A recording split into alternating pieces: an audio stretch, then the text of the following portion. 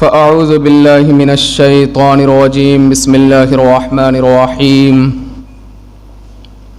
قال رسول الله صلى الله تعالى عليه وسلم عن عمر بن الخطاب رضي الله تعالى عنه قال سمعت رسول الله صلى الله تعالى عليه وسلم يقول إنما الأعمال بالنيات وإنما لكل امرئ ما نوى فمن كانت هجرته إلى الله ورسوله فهجرته إلى الله ورسوله ومن كانت هجرته لدنيا يصيبها أو امرأة ينكحها فهجرته إلى ما هاجر إليه رواه البخاري ومسلم صدق رسوله النبي الأمين المتين المبين الكريم ونحن على ذلك لمن الشاهدين والشاكرين والحمد لله رب العالمين۔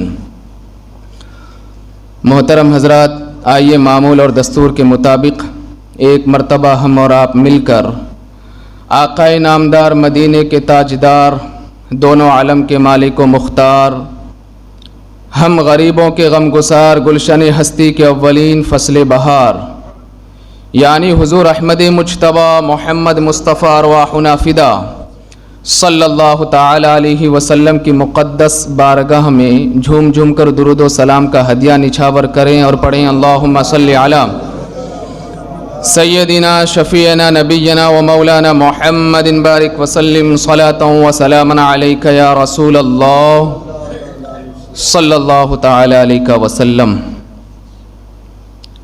محترم حضرات، میں نے بخاری شریف کی سب سے پہلی حدیث مبارکہ جو نیت کے بارے میں ہے اور ہمارے اعمال میں نیت کا کتنا عمل دخل ہے، اس حوالے سے میں کچھ باتیں آپ کے سامنے رکھنے کی کوشش کروں گا۔ اگر آپ نیت کی اہمیت کو سمجھنا چاہتے ہیں تو بخاری شریف کی جو سب سے پہلی حدیث مبارکہ ہے اس پر غور کرنا چاہیے کہ حضرت عمر فاروق اعظم رضی اللہ تعالی عنہ ایک مرتبہ منبر پر بیٹھ کر کے لوگوں سے فرما رہے تھے، صحابہ سے، کہ میں نے رسول کریم صلی اللہ تعالی علیہ وسلم کو فرماتے ہوئے سنا کہ تمام اعمال کا دار و مدار نیت پر ہے۔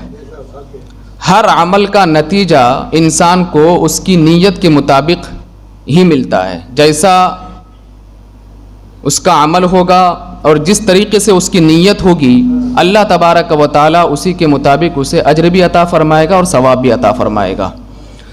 بخاری شریف کی حدیث مبارکہ ہے کہ جن جن لوگوں نے ہجرت کی دنیا حاصل کرنے کے لیے یا کسی عورت سے نکاح کرنے کے لیے، تو پھر انہیں اس پر کوئی اجر اور ثواب نہیں ملے گا، لیکن اگر کسی نے ہجرت کی اللہ عز و جل اور اس کے رسول صلی اللہ تعالی علیہ وسلم کی رضا کے لیے کہ میرا مولا راضی ہو جائے، تو اللہ تبارک و تعالی اسے ہجرت کرنے پر بھی ثواب عطا فرمائے گا۔ ترمذی شریف کی ایک حدیث مبارکہ میں آپ کو بتاؤں، حضرت ابو ہریرہ رضی اللہ تعالی عنہ اس حدیث کے راوی ہیں، وہ فرماتے ہیں کہ رسول کریم صلی اللہ تعالی علیہ وسلم نے فرمایا کہ قیامت کے دن جب ہر امت گھٹنوں کے بل پڑی ہوگی، گھٹنوں کے بل، تو اللہ عز و جل اپنے بندوں کے درمیان فیصلے کے لیے نزول فرمائے گا۔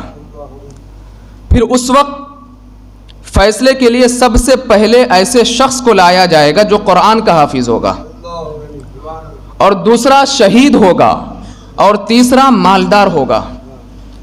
جو قرآن کا حافظ ہوگا اللہ عز و جل اس سے فرمائے گا کہ کیا تو نے قرآن کی تعلیم حاصل نہیں کی تھی؟ عرض کرے گا جی مولا میں نے قرآن کی تعلیم حاصل کی تھی۔ پھر اللہ تبارک و تعالیٰ فرمائے گا کہ جو علم تجھے سکھایا گیا، جو تعلیم تو نے حاصل کی، تمہارا مقصد کیا تھا؟ وہ عرض کرے گا پروردگار عالم میں کلام مجید کی تعلیم میں نے اس لیے حاصل کی تھی تاکہ میں اس کو پڑھ کر کے تیری عبادت کر سکوں، لوگوں کو تیرے دین کے قریب لا سکوں۔ اللہ عز و جل فرمائے گا تو جھوٹا ہے، اور وہاں پر جتنے فرشتے ہیں سب کہیں گے تو جھوٹا ہے، تو نے کلام مجید کی تعلیم صرف اس لیے حاصل کی تھی تاکہ تجھے دنیاوی شہرت حاصل ہو جائے، لوگ تجھے قاری قرآن کہے، تیرا مقصد اللہ کی رضا کو حاصل کرنا نہیں تھا۔ پھر دوسرا، شہید اللہ کی بارگاہ میں پیش کیا جائے گا، اللہ تبارک و تعالیٰ اس سے فرمائے گا کہ تجھے کیوں قتل کیا گیا؟ وہ مولا کی بارگاہ میں عرض کرے گا پروردگار عالم جہاد کا حکم ہوا تھا، ہم سارے نکلے تھے جہاد کرنے کے لیے اور مجھے شہادت کا مقام حاصل ہو گیا۔ اللہ تبارک و تعالیٰ فرمائے گا کہ نہیں، تو بھی جھوٹا ہے، اور سارے فرشتے گواہی دیں گے کہ تو جھوٹا ہے۔ پھر پروردگار عالم تیسرا شخص جو مالدار ہوگا اسے بلائے گا اور اللہ تبارک و تعالیٰ فرمائے گا کہ میں نے تجھے مالداری دی تھی، تجھے قسمت کا دھنی بنایا تھا، تو نے کیا کیا؟ وہ عرض کرے گا پروردگار عالم میں نے صدقہ کیا، خیرات کیا، غریبوں کی مدد کی، زکوٰۃ ادا کیا، تیرے راہ میں نے خرچ کیے۔ اللہ تبارک و تعالیٰ فرمائے گا تو جھوٹا ہے، اور وہاں پر جتنے فرشتے موجود ہیں وہ سب فرشتے کہیں گے تو جھوٹا ہے۔ اب حضرت ابو ہریرہ رضی اللہ تعالیٰ عنہ جو اس حدیث کے راوی ہیں وہ بیان کرتے ہیں کہ آقا کائنات علیہ الصلوۃ والسلام اس حدیث کو بیان کرتے کرتے رسول کریم صلی اللہ تعالیٰ علیہ وسلم نے اپنے ہاتھ کو میرے زانوں پر مارا، اور مار کر کے میرے آقا علیہ الصلوۃ والسلام نے فرمایا اے ابو ہریرہ، یہی وہ پہلے 3 شخص ہے جن سے قیامت کے دن جہنم کی آگ بھڑکائی جائے گی، کیونکہ انہوں نے قرآن کی تعلیم تو حاصل کی تھی، انہوں نے مالداری کی بنیاد پر خرچ تو کیا تھا، اس نے شہادت کا مقام تو حاصل کیا تھا، لیکن ان کی نیت میں کھوٹ تھی، اللہ کی رضا کے لیے نہیں انہوں نے کچھ کیا تھا بلکہ شہرت کے لیے کیا تھا، ناموری کے لیے کیا تھا، اور غریبوں کی مدد اس لیے کیا تھا تاکہ لوگ اسے سخی کہیں، اس کی نیت میں کھوٹ تھی۔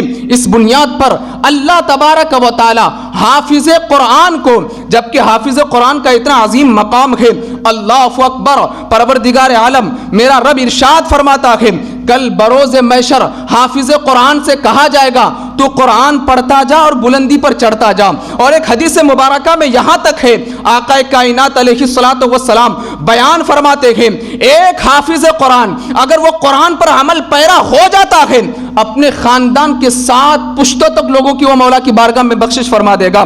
لیکن اللہ اکبر، اللہ تبارک و تعالی اس حافظ قرآن سے فرمائے گا جس نے قرآن کی تعلیم تو حاصل کی لیکن نیت میں اس کا یہ تھا کہ مجھے شہرت حاصل ہو جائے، لوگ مجھے حافظ کہیں، لوگ مجھے قاری کہیں۔ اللہ تبارک و تعالی اس کے اس عمل کی بنیاد پر حافظ قرآن ہونے کے باوجود اسے جہنم کے دہکتے ہوئے شعلوں میں ڈال دے گا، اور شہادت کا مرتبہ حاصل ہونے کے باوجود شہید کو اللہ تبارک و تعالی جہنم کے دہکتے ہوئے شعلوں میں ڈال دے گا۔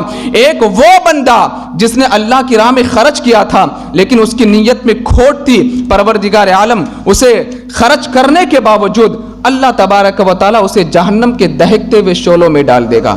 پتہ یہ چلا کہ نیت کا بہت زیادہ عمل دخل ہے ہمارے اعمال میں۔ اگر آپ کی نیت میں کھوٹ ہے اور آپ چاہیں نماز پڑھیں، ہزاروں حج کریں اور مقصد آپ کا یہ ہو کہ لوگ مجھے حاجی صاحب کہیں، تو قیامت کے دن اللہ آپ کی ایک بھی حج کو اپنی بارگاہ میں قبول نہیں فرمائے گا۔ آج بہت سارے لوگ ہیں جنہوں نے اللہ نے مال و زر دیا ہے، سال سال میں عمرہ کرنے جاتے ہیں، لوگوں کو بتاتے بھی ہیں بھائی میں عمرہ کرنے گیا تھا۔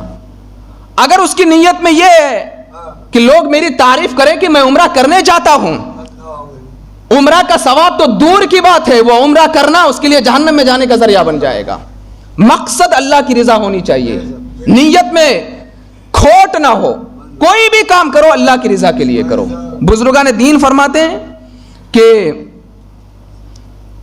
نیت کی 3 قسمیں ہیں، ایک ہے نیت صافیہ، اور ایک ہے نیت ممتزجہ، اور ایک ہے نیت قدیرہ۔ نیت صافیہ کیا ہے؟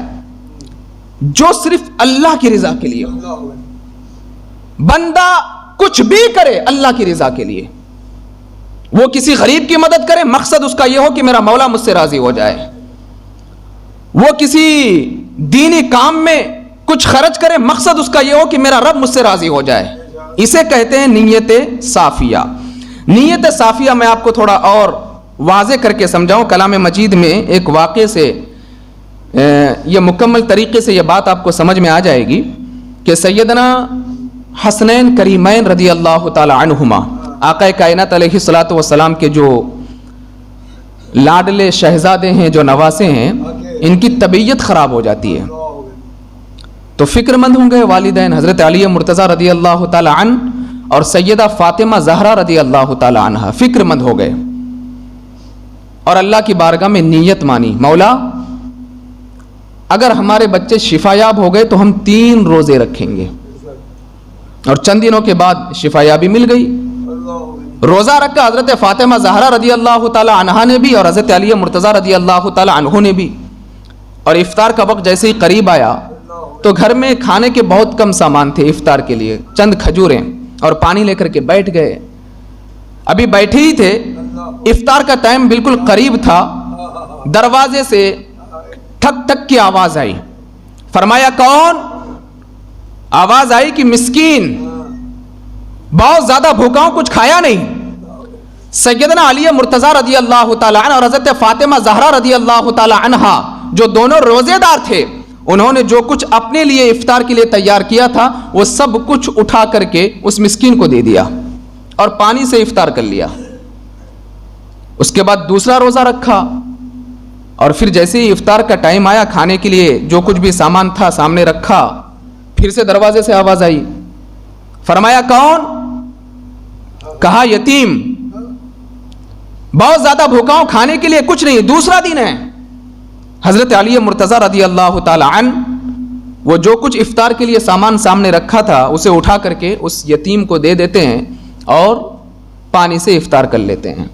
تیسرا دن آیا، تیسرا دن بھی روزہ رکھا اور جیسے ہی افطار کا ٹائم آیا، جو کچھ بھی کھجور وغیرہ کم قدر نعمت جو کچھ ان کے سامنے رکھے تھے انہوں نے افطار کے سامان، بس افطار کا وقت قریب آیا، آواز آئی دروازے سے، فرمایا کون؟ کہا اسیر، قیدی، بھوکا ہوں، کھانے کے لیے کچھ نہیں ہے۔ حضرت علی مرتضیٰ رضی اللہ تعالیٰ عنہ جو کچھ بھی تھا اٹھا کر کے اس قیدی کو دے دیا اور پانی پی کر کے افطاری کر لی، روزہ کھول لیا۔ پروردگار عالم نے کلام مجید میں اسی واقعے کی جانب اشارہ فرمایا، وَيُطْعِمُونَ الطَّعَامَ عَلَى حُبِّهِ مِسْكِينًا وَيَتِيمًا وَأَسِيرًا، اہل بیت اطہار کے حوالے سے کہ وہ لوگوں کو کھانا کھلاتے ہیں اللہ کی محبت میں، کسی مسکین کو، کسی یتیم کو اور کسی قیدی کو، اور ان کا مقصد کیا ہوتا ہے؟ میرا رب کلام مجید میں ارشاد فرماتا ہے، انما نطعمکم لوجہ اللہ لا نرید منکم جزاء ولا شکورا، وہ لوگوں کو جو کھانا کھلاتے ہیں فقط اللہ کی رضا کے لیے، نہ اس میں وہ جزا چاہتے ہیں نہ کوئی شکریہ چاہتے ہیں۔ مطلب یہ ہے کہ تم لوگوں کو کچھ بھی کھلاؤ، اللہ کی رضا کے لیے کھلاؤ، اللہ تمہیں اس کا ثواب دنیا میں بھی عطا فرمائے گا، اس کا بدلہ، اور آخرت میں بھی تمہیں اس کا بدلہ عطا فرمائے گا۔ یہ سیدنا علی مرتضیٰ رضی اللہ تعالیٰ عنہ اہل بیت اطہار نے اللہ کی رضا کے لیے، انما نطعمکم لوجہ اللہ، وجہ اللہ کا مطلب ہوتا ہے ہم تم کو کھلاتے ہیں اللہ کی رضا کے لیے، لا نرید منکم جزاء، ہم تم سے اس کے حوالے سے کوئی بدلہ نہیں چاہتے، ولا شکورا، اور ہم یہ بھی نہیں چاہتے کہ ہمارا شکریہ ادا کرو۔ آج تو کچھ عمرہ حضرات ایسے ہیں، اگر کبھی انہوں نے کسی غریب کی مدد کر دی اور بیچارہ غریب لے کر کے نکل گیا اور کچھ بولا نہیں، جا کر کے دوسرے سے بولے گا فلاں غریب تھا نا، شکریہ بھی نہیں بولا، اب تو میں اسے دوں گا ہی نہیں۔ لوگوں کے شکریہ سے تمہارا کوئی تعلق ہی نہیں ہونے چاہیے، کوئی تمہیں شکریہ کہے یا نہ کہے، تمہیں بدلہ دے یا نہ دے، تمہارا مقصد تو یہ ہونا چاہیے، نیت میں یہ بات ہونی چاہیے کہ میں جو کچھ بھی کر رہا ہوں میرے مولا کی رضا کے لیے کر رہا ہوں۔ نیت کو صاف کرو، نیت صافیہ اسے کہتے ہیں، یہ مولا کی بارگاہ میں مقبول ہے۔ نیت صافیہ میں آپ کو اور بتاؤں، حضرت سیدنا ذوالنون مصری رحمت اللہ تعالی علیہ، ایک عظیم ولی کامل، یہ فرماتے کہ میں حج پر گیا اور کعبے کا میں طواف کر رہا تھا، دوران طواف میری نظر پڑی ایک نوجوان پہ جو کعبے کا طواف کر رہا تھا اور جس کے چہرے پر معرفت کے آثار نمایاں تھے، لگ رہا تھا کہ یہ کوئی اللہ کا عظیم بندہ ہے، معرفت کے آثار نمایاں تھے، لیکن کپڑے پھٹے پرانے تھے۔ حضرت ذوالنون مصری رحمت اللہ تعالی علیہ کہتے ہیں کہ میں سمجھ گیا کہ یہ مجبور آدمی ہے، لاچار آدمی ہے, شاید اسے کچھ ضرورت ہو.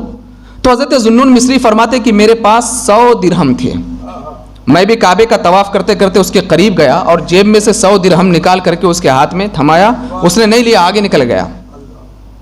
پھر میں اس کے پاس گیا اور جا کر کے پھر سے میں نے 100 درہم اس نوجوان کو دینے کی کوشش کی, پھر سے اس نے نہیں لیا. میں نے تیسری مرتبہ اس کے کان میں جا کر کے بولا کہ دیکھو تمہارے کپڑے پھٹے ہیں, مجھے ایسا لگتا ہے کہ تم کو ضرورت ہے, یہ تم رکھ لو. اب اس نوجوان کا جواب سنو جو پھٹے پرانے کپڑے پہن کر کے کعبے کا طواف کر رہا تھا. وہ نوجوان حضرت ذوالنون مصری رحمت اللہ تعالی علیہ سے کہتا ہے, اے ذوالنون مصری, اگر میری اس خستہ حالی کی عوض میں مجھے دنیا کی ساری دولت دے دی جائے تب بھی میں نہیں لوں گا, کیونکہ مجھے اس خستہ حالی میں جو مزہ آتا ہے مجھے امیری میں مزہ نہیں آتا ہے, اور میں یہ خستہ حالی, یہ غریبی صرف میرے مولا کی رضا کے لیے کر رہا ہوں, مجھے کسی کو دکھانا نہیں ہے. تو اس کو کہتے ہیں نیت صافیہ, نیت میں خلوص ہو. نماز اگر لوگوں کو دکھانے کے لیے پڑھا, کوئی عمل اگر کسی کو دکھانے کے لیے کیا, تو پھر اللہ ساری عبادتوں کو آپ کے منہ پر مار دے گا. نیت کی ایک دوسری قسم ہے نیت ممتزجہ. اس نیت میں کیا ہے؟ یہ وہ نیت ہے جس میں ملاوٹ بھی ہو, خلوص بھی ہو اور ملاوٹ بھی ہو. فلاں تعریف بھی کرنی چاہیے, میں کچھ خرچ کر رہا ہوں تو تعریف بھی ہو اور اللہ بھی راضی ہو جائے. کیا ہے, انسان یہ سوچتا ہے کہ اللہ بھی راضی ہو جائے, لوگ بھی میری تعریف کریں. اس نیت کو کیا کہتے ہیں؟ نیت ممتزجہ. اس کو میں ایک مثال دے کر کے بتاؤں. حضرت احمد الرفاعی رضی اللہ تعالیٰ عنہ بیان فرماتے ہیں کہ ایک شخص حج کے سفر میں نکلا تو اس نے حضرت رابعہ بصریہ رضی اللہ تعالیٰ عنہ کو دیکھا اور دیکھ کر کے ان سے گفتگو کرنے لگا کہ رابعہ رک جاؤ, میں تمہاری محبت میں گرفتار ہوں, تمہاری تقوی اور طہارت, تمہاری پاکیزگی مجھے بہت زیادہ پسند ہے, اس وجہ سے میں تم سے نکاح کرنا چاہتا ہوں. حضرت رابعہ بصریہ رضی اللہ تعالی عنہا نے اس سے پوچھا, واقعی تم مجھ سے محبت کرتے ہو؟ سچی محبت؟ بولے ہاں سچی محبت. تو ٹھیک ہے سنو میری بات, مجھ سے زیادہ خوبصورت میری بہن ہے, مجھ سے زیادہ تقوی اور طہارت کی ملکہ میری بہن ہے,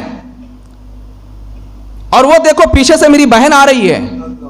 یہ شخص اس طرح پیچھے مڑ کر کے دیکھا, حضرت رابعہ بصریہ رضی اللہ تعالی عنہا اسے اٹھا کر کے ایک تماچا مارتے ہیں کہ نادان, تو مجھ سے محبت بھی کرتا ہے اور دوسرے کے حسن کو دیکھنے کی کوشش بھی کرتا ہے, تیری نیت میں کھوٹ ہے. ویسے تو میں تجھ سے نکاح نہیں کرنے والی, لیکن میں جانچ رہی تھی کہ تیری محبت صحیح ہے یا نہیں ہے, لیکن تجھے دیکھ کر کے مجھے یہ سمجھ میں آ جاتا ہے کہ مجھ سے زیادہ کوئی خوبصورت تجھے مل جائے تو تو مجھے بھی چھوڑ دے گی. جا, تیری محبت کو میں قبول نہیں کرتی, لیکن میں اتنا ضرور کہنا چاہوں گا کہ جب تو میری محبت میں ملاوٹ کر سکتا ہے تو تو مولا کی محبت میں ملاوٹ کر رہا ہے. اگر واقعی تو اللہ سے محبت کرتا ہے تو صرف اللہ ہی سے محبت کرنا, کبھی غیروں سے امید نہ رکھنا, غیروں سے محبت نہ کرنا. جب تو اپنے دل کو خالص اللہ کی محبت میں گرفتار کر لے گا, لوگ خود بخود تیرے قریب آتے جائیں گے اور تجھ سے محبت کرنے لگ جائیں گے.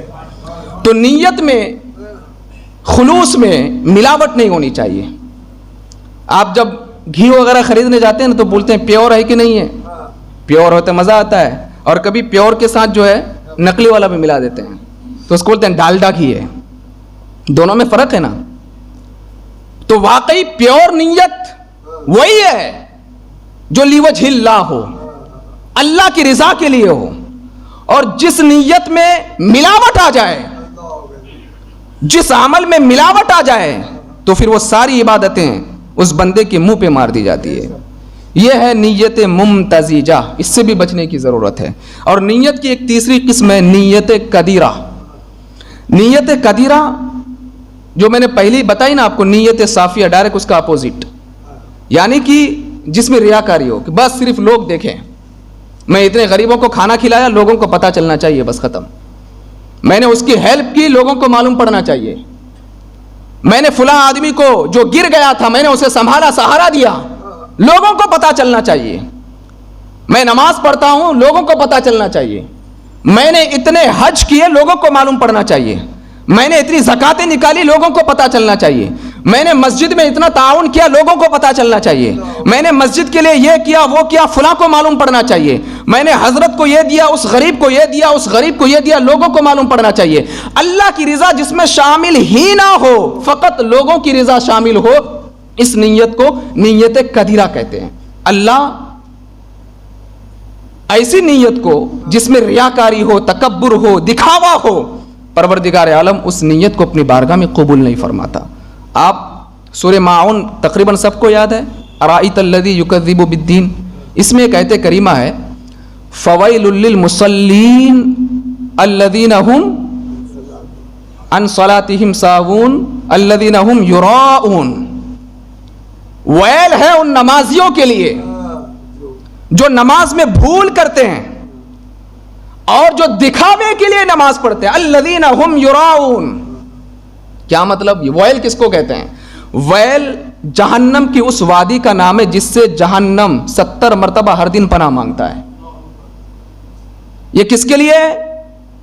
جو نماز پڑھتا ہے کس لیے؟ تاکہ فلاں کو معلوم پڑے میں نمازی ہوں، اس آدمی کو معلوم پڑنا چاہیے میں تراویح پڑھتا ہوں، اس کو پتا چلنا چاہیے کہ میں نے اتنے اتنے لوگوں کی ہیلپ کی۔ ایسے لوگ جو دکھاوے کے طور پر عمل کرتے ہیں، اللہ تبارک و تعالی اس کے سارے عمل کو رد فرما دیتا ہے اور جہنم کے سب سے خطرناک وادی ویل میں اللہ اسے ڈال دیتا ہے۔ اس لیے اللہ کی رضا کے لیے سب کچھ کرو، اللہ کی رضا کے لیے۔ تو میں عرض کر رہا تھا نیت قدیرہ، یہ اپوزٹ ہے نیت صافیہ کے، کہ جس میں ریاکاری ہو، تکبر ہو، دنیا پرستی ہو۔ حضرت بایزید بسطامی رحمت اللہ تعالی علیہ، ان کے پاس ایک شخص آیا اور آ کر کے کہنے لگا کہ میں نے سنا ہے کہ آپ کے پاس اسم اعظم ہے، اور مجھ سے بھی بہت لوگوں نے پوچھا حضرت اسم اعظم کیا ہے؟ تو اس واقعے کو دھیان سے سنیے، آپ کی زندگی میں بہت انقلاب پیدا ہوگا، اور آج کے بعد سے آپ یقین کر لیں گے کہ اسم اعظم یہ ہے، یہ تو ہم کو پتا تھا، دوسروں کے پاس جانے کی ضرورت نہیں۔ اسم اعظم کہتے کسے ہیں وہ میں آج کی گفتگو میں آپ کو بتاؤں گا۔ اور اسم اعظم کسے کہتے پتا ہے؟ وہ اللہ کا نام جس کو لے لو تو اللہ دعاؤں کو رد نہیں فرماتا، قبول فرما لیتا ہے، اسے کہتے ہیں اسم اعظم۔ تو حضرت بایزید بسطامی رحمت اللہ تعالی علیہ کے پاس وہ آدمی آیا اور آ کر کے کہنے لگا کہ میں نے سنا ہے کہ آپ اسم اعظم جانتے ہیں، تو مجھے بتائیے تاکہ میرے بھی بگڑے ہوئے کام بن جائے، اور میں فوراً وہ نام لے کر کے دعا مانگو، اللہ فوراً میری دعا کو قبول کر لے۔ مجھے اسم اعظم بتائیے کیا ہے؟ آپ نے فرمایا نادان، اللہ کے لیے ناموں کو محدود کرتا ہے، کاؤنٹنگ کرتا ہے؟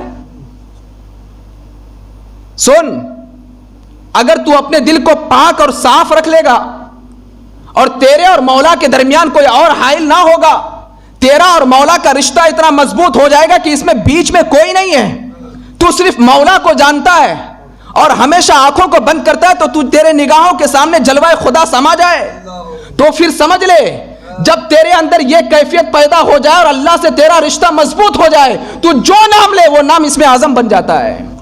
تو جو نام لے، لیکن ضرورت ہے اللہ سے رشتہ مضبوط کرنے کی، پھر اللہ اس نام میں اپنی کرامت ظاہر فرما دیتا ہے۔ یہی اسم اعظم ہے۔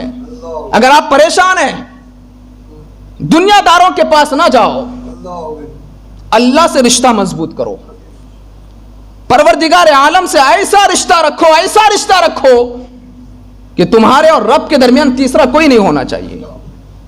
اس کے بعد اس کا جو بھی نام لو، جو بھی نام لو، وہ نام خود بخود اسم اعظم بن جاتا ہے۔ اگر آپ گنہگار ہیں اور گناہوں کی بخشش کروانا چاہتے ہیں اور آپ سوچ رہے کہ میرے پاس اسم اعظم آ جائے، مجھے معلوم پڑ جائے تو گناہوں کی بخشش ہو جائے گی، نہیں۔ لفظ غفار کا مطلب ہوتا ہے مغفرت فرمانے والا۔ آپ اللہ سے رشتہ مضبوط کر لو، یا غفار الذنوب کہہ کر کے پکارو، اللہ سارے گناہوں کو معاف فرما دے گا۔ اگر آپ نے کوئی عیب کیا، کوئی گناہ کا کام کیا اور آپ یہ چاہتے کہ یہ لوگوں پر ظاہر نہ ہو، مولا کی بارگاہ میں جاؤ، رشتہ مضبوط کرو، یا ستار العیوب کہہ کر کے پکارو، یا ستار، یہ تمہارے لیے اسم اعظم بن جائے گا، اللہ تمہارے عیبوں کو پوشیدہ فرما دے گا، کبھی کسی کے سامنے ظاہر نہیں فرمائے گا۔ اگر آپ مصیبت میں ہیں، پریشان ہیں اور آپ مدد کا طالب ہیں کہ کوئی آپ کی مدد کرے، اور دنیا داروں سے آپ کو امید نہیں ہے. دنیا داروں کو سائڈ رکھو, ایک کونے میں بیٹھ جاؤ, اللہ سے بہترین رشتہ رکھو, یا ناصر کہہ کر کے پکارو, اللہ ضرور آپ کی مدد فرمائے گا. اور اگر دنیا داروں سے آپ کو بھروسہ نہیں ہے, میرا رب فرماتا وَعَلَى اللَّهِ فَلْيَتَوَكَّلِ الْمُؤْمِنُونَ, جو مومن ہوتا ہے وہ اللہ پر بھروسہ کرتا ہے. اللہ سے رشتہ مضبوط کرو, اللہ ہر بگڑے ہوئے کاموں کو تمہارے لیے آسان بنا دے گا. حسبنا اللہ, اللہ ہمارے لیے کافی ہے. نعم الوکیل و نعم المولا و نعم النصیر. اللہ سے رشتہ مضبوط کرنے کی ضرورت ہے. یہ ہے نیت قدیرہ, جس میں اپنے لیے کچھ نہیں کرنا, بس جو کچھ بھی ہو اللہ کے لیے کرو, دکھاوے کے لیے نہیں, تکبر نہیں. اور ایک بات ہمیشہ دماغ میں رکھیں, نیت ہے نا, نیت ایک گراؤنڈ ہے, میدان. میدان میں بے شمار لوگ آتے ہیں. میدان تو ایک ہی لڑکا تھوڑی نا میدان میں کھیلتا ہے, بہت سارے لوگ آ جاتے ہیں. ایک گراؤنڈ ہے جہاں شیطان کے حملے ہوتے رہتے ہیں. اگر نیت کے محاذ پر انسان جیت گیا, اس کا نیت اگر درست رہا اور شیطان شکست کھا گیا, تو اللہ نیت کی درستگی کی وجہ سے اس کے سارے اعمال کو اپنی بارگاہ میں قبول فرما لے گا. لیکن اگر نیت کے محاذ پر انسان شکست کھا گیا, وہ ہار گیا اور شیطان جیت گیا, تو پیدائش سے لے کر کے وفات تک اس نے جتنے بھی اعمال کیے, اللہ اس کی سارے اعمال کو رد فرما دے گا. میں آپ کو بتاؤں, حضرت ابوبکر صدیق رضی اللہ تعالیٰ عنہ کو جو مقام ملا, جو مرتبہ ملا, جمعہ کے خطبے میں آپ سنتے نا, افضل البشر بعد الانبیاء بالتحقیق,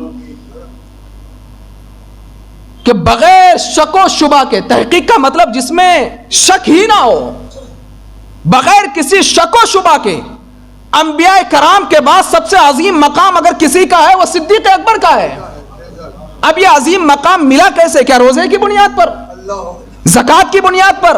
نہیں. آؤ سرکار کی بارگاہ میں چلتے. میرے آقا فرماتے ہیں ما فاق ابو بکر رضی اللہ تعالی عنہ اصحاب محمد بصوم ولا صلاۃ ولکن بشیء کان فی قلبہ. ابو بکر اصحاب محمد پر جو فوقیت لے گئے, نماز روزے کی بنیاد پر نہیں, دل کی درستگی اور نیت کی درستگی کی بنیاد پر اصحاب محمد پر فوقیت لے کر کے چلے گئے. ابو بکر کا دل صاف تھا. ابو بکر صرف یہ چاہتے تھے مولا راضی ہو جائے, وہ صرف یہ چاہتے تھے میرے رسول راضی ہو جائے, اور انہوں نے اپنی نیت کو اس قدر درست فرما لیا. میرے آقا فرماتے ہیں انبیاء کرام کے بعد انسانوں میں سب سے عظیم مقام اگر کسی کا ہے وہ میرے صدیق اکبر کا ہے. نیت کی درستگی بہت ضروری ہے. اگر نماز پڑھ کر کے آپ دل میں کھوٹ پیدا کریں گے, میں ابھی آج یہی مطالعہ کر رہا تھا کہ نیت کے حوالے سے گفتگو کروں, تو نظر پڑی کتاب میں, ایک حاجی صاحب تھے, حج کرنے کے لیے گئے تھے. ایک دکاندار سے کافی عرصے سے انہوں نے قرضہ لے کر کے رکھا تھا. تو قرضہ لیتے تو چوپڑی میں لکھا لیتے نا, اتنا اتنا اتنا اتنا, تو کافی قرضہ ہو گیا تھا. حاجی صاحب قرضہ ورضہ لے کر کے, دکاندار کا راشن پانی کھا کر کے, لوگوں سے قرضہ لے کر کے حج کرنے گئے. اور حج کر کے جب واپس آئے, واپس دکاندار کے پاس آئے, تو دکاندار خوش ہو گیا کہ بھائی 6-7 مہینے سے انہوں نے دیا نہیں ہے, لگتا ہے کہ حج کر کے آئے تو سدھر گئے ہیں, قرضہ چکانے آئے. بولے چوپڑی نکالو. دکاندار خوش ہو گئے, 6-7 مہینے کا قرضہ باقی آج دے دے گا. بولے نکالو, پین نکالو, آگے لکھ دو حاجی صاحب. وہ قرضہ ادا کرنے نہیں آئے, آگے حاجی صاحب لکھوانے کے لیے آئے. 6-7 مہینے کا قرضہ پڑا ہوا تھا. میں یہ کہتا ہوں کہ قرضہ لے کر کے حج کرنا, عمرہ کرنا, اور کسی کے راشن پانی کھا کر کے تم لاکھوں حج کرو, لاکھوں عمرہ کرو, اللہ تمہاری عبادت کو اپنی بارگاہ میں قبول نہیں فرمائے گا. پہلے لوگوں کے حقوق تو ادا کرو. تم نے اگر کسی غریب کا کھایا ہے پہلے اس کا حق ادا کرو. تم نے اگر کسی کا ناجائز کھایا ہے پہلے اس کا حق ادا کرو. تم نے اگر کسی کے گریبان کو پکڑ کر کے طاقت کا غلط استعمال کیا ہے اس کا حق ادا کرو. اس کے بعد جا کر کے مولا کی بارگاہ میں عبادت کرو, حج کرو, پیسوں کا صحیح استعمال کرو, تب جا کر کے اللہ اسے اپنی بارگاہ میں قبول فرماتا ہے. تو نیت میں درستگی بہت زیادہ ضروری ہے. ہر چیز میں, عبادت سے لے کر کے خرچے تک, ہر معاملے میں آپ کے قدم قدم کو اگر آپ عبادت گاہ بنانا چاہتے ہیں تو یہ سوچ کر کے بستر پر گئے آپ, تو سوچو دعا پڑھی اور نیت میں یہ کرو کہ مولا میں صبح فجر میں جاگ جاؤں گا، فجر کی نماز ادا کروں گا، سونے